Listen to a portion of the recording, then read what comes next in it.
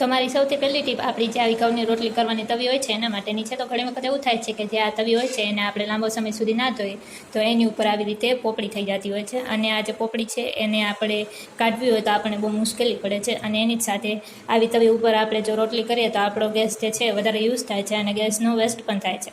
તો આપણે જે આ પોપડી છે એને કાઢવા માટે શું કરવાનું, સૌથી પહેલાં આપણે જે ગેસ હોય છે એને ઓન કરી લેવાનું. પછી જે આ તવી હોય છે એને આપણે થોડી ગરમ થવા દેવાની.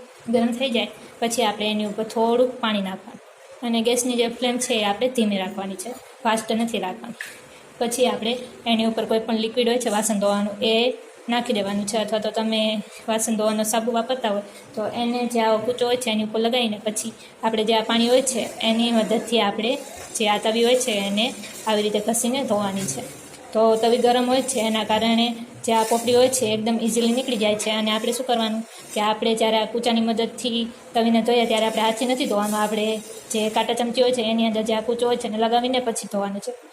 તો આવી રીતે કરવાથી તમારી જે તવી છે એકદમ ઇઝીલી સાફ થઈ જશે અને તમને રોટલી કરવામાં કોઈ પણ જાતની પ્રોબ્લેમ પણ નહીં થાય. તો આ જે ટીપ છે તમને કેવી લાગી મને કોમેન્ટમાં જરૂરથી જણાવજો. તો નેક્સ્ટ ટીપ મારી કપડાં માટેની છે. તો ઘણી વખત એવું થાય છે કે આપણે જ્યારે નવા કપડાં લઈએ અને પહેર્યા પછી આપણે એને ધોવા નાખ્યા તો એનો જે કલર છે એ નીકળી જાય છે. તો એવું ના થાય એના માટે આપણે શું કરવાનું કે આપણે સૌથી પહેલાં તો પાણી લેવાનું છે, નોર્મલ પાણી લેવાનું છે. પછી આપણે એ જે પાણી છે એની અંદર થોડુંક જે મીઠું હોય છે મીઠું નાખી દેવાનું છે. અને પછી આપણે જ્યારે નવા કપડાં લઈએ ત્યારે જ, પહેર્યા પછી કાઢીએ ત્યારે નહીં, પણ જ્યારે આપણે નવા કપડાં લઈએ ત્યારે તરત જ આપણે જે આ કામ છે કરવાનું છે. આપણે શું કરવાનું, જ્યારે પણ નવું કપડું લઈએ ત્યારે એનો રંગ ના નીકળે એના માટે આપણે તરત જે પાણી હોય છે એની અંદર મીઠું નાખી દેવાનું, અને જે કોરે કોરું કપડું હોય છે એને આપણે જે આ પાણી હોય છે મીઠાવાળું એની અંદર નાખીને પછી કાઢી લેવાનું. તો એવું કરવાથી શું થશે કે એનો જે પણ કાંઈ કલર હશે એ એકવારમાં નીકળી જશે, અને બીજી વખત તમે પહેરીને ધોશો તો કલર જે હોય છે નીકળશે નહીં. તો આવી રીતે તમે કપડાંને કલર નીકળવાથી બચાવી શકો છો. તો આ જે ટીપ છે તમને કેવી લાગી મને કોમેન્ટમાં જરૂરથી જણાવજો, અને પસંદ આવી હોય તો ચેનલને સબસ્ક્રાઈબ જરૂરથી કરતા જજો.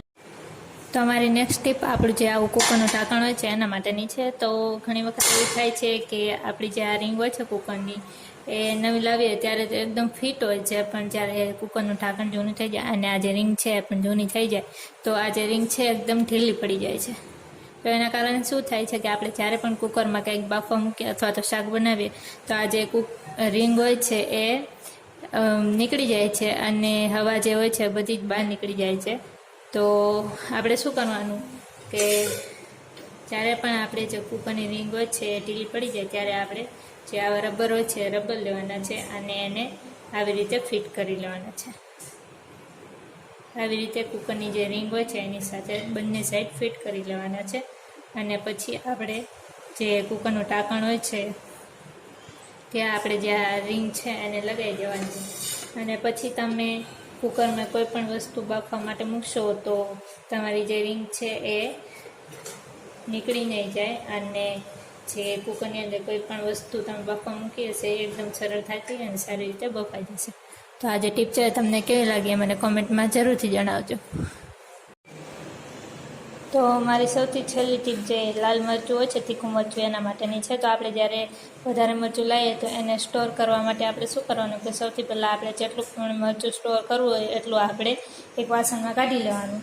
પછી આપણે એ જે મરચું હોય છે એની અંદર થોડુંક તેલ નાખવાનું, કોઈ પણ જે તમે તેલ ખાતા એ એની અંદર નાખી દેવાનું, અને આ બંનેને સારી રીતે મિક્સ કરી દેવાનું. અને પછી આપણે જે આ મરચું હોય છે એની અંદર થોડુંક મીઠું પણ નાખી દેવાનું આવી રીતે. અને પછી આપણે જે આ કોઈ પણ વાસણની અંદર આપણે જેમ કે કાચની જે બરણી હોય છે એની અંદર આપણે જે મરચું હોય ને એને સ્ટોર કરીને મૂકીએ તો આપણે જે મરચું ભરાઈ જાય પછી એનો જે ઉપરનો ભાગ હોય ત્યાં આપણે 4-5 લવિંગ મૂકી દેવાના છે. તો આવી રીતે તમે જે તીખું લાલ મરચું હોય છે એને સ્ટોર કરી શકો છો. તો આજનો વિડીયો તમને કેવો લાગ્યો મને કોમેન્ટમાં જરૂરથી જણાવજો, અને પસંદ આવ્યો હોય તો ચેનલને સબસ્ક્રાઈબ જરૂરથી કરતા જજો.